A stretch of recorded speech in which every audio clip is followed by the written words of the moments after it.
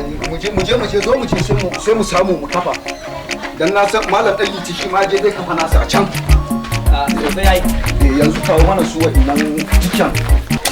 ka fashi wannan tana tun baya da suwan baba kana kokari yaya to ya za a yi kare lafiyar mu ya za a yi kai ko gona ne ma dole na kala na san ka da duri ya kana hakuri da mu ai to ya za a yi in Allah dora maka girma ya dora maka ya zauna ya tsaya ya ga aje a kawo wa alaikum salam malam hudu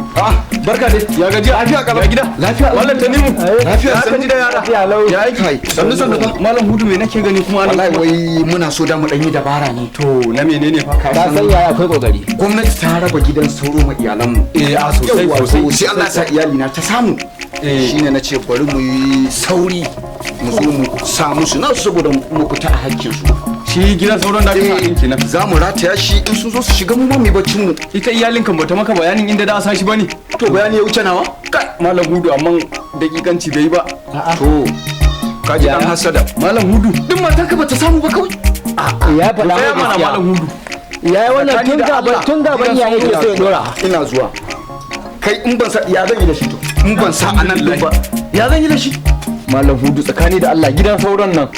to sauron cikin gida kuma kai ya da su kenan su dawo makoncin su mana gidan sauro fa aka ce gwamnati ta raba gidan sauro faɗa mishi da to ai ba haka bane ya za a ya da kai ka ce gidan sauro ka zo ka sashi a nan yawa alhamdulillah ga malaman asibiti gidan su a nan ga malaman asibiti za ta maka bayani dalla dalla barkan ku dai me ke faruwa a nan gurin kuwa wallahi wai tsabaragen rashin mutunci wai in je in ɗauki gidan sauro usa a gidana abin da na ce masa kenan in ba hasara da kyashi ba duk matarsa ba ta samu gidan sauro ba babu wannan batun to ba daga nan take ba to malama nan magudanar ruwa ne nan gurin ya kamata ya zama a tsaftace a gyara shi kaga wayannan ledodi yanda ruwa yake wucewa hakan nan bai kamata ba a tona rami ruwa yana gudu yana shiga a ciki in ya cika a kwashe a zubar kuma kar ya causing air pollution ma 'yan anguwa kuma abin da ya kamata shine gidan soro ana baka daga asibiti ka kare lafiyanka ne da iyalanka ba wai ka zo ka kafa shi a nan gurin ba da aka kafa shi a kan gurin da aka kwanta ne makwancinka da kai da iyalinka kwanciya na to amma ba za su cinye ni ba za su cinye ka ta yaya shine aka baka shi karan kanshi ya fi maganin soro karfi to in soro ya zo kusa mutuwa zai yi gari yana wayewa karati ya shi ka aje wani dare in ya zo ka bude shi ka shiga ciki ka kwanta da kai da iyalinka saboda ka kare kanka mu ma in ba ku kare kanku ba bayan da za a yi mu kare ku alhamdulillah malama dalilin da gwamnati take raba ma kowane iyali gidan soro kenan saboda ka kare kanka da kai da iyalinka kuma ita zazzabin cizon soro yana da illa wa mata masu ciki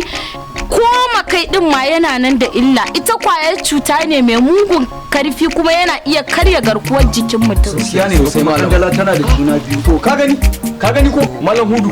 ina faɗa maka kana dauka na ma gaskiya ku kula da lafiyar iyalanku da naku gaskiya yana da kyau to gaskiya ku kula Allah ya iko amin mun gode kafi ni gaskiya na gode Allah ya saka lalai Allah ya saka lalai yanzu kai yanzu mun gode abinda nake so ka je maza ka sar da falalu yanzu nan ga abinda malaman asibiti ta gaya mana an gama yawa kuma ga ba da shi wannan malamin a janye masoyi ni yanzu bari shi gida ashe masoyin mu ne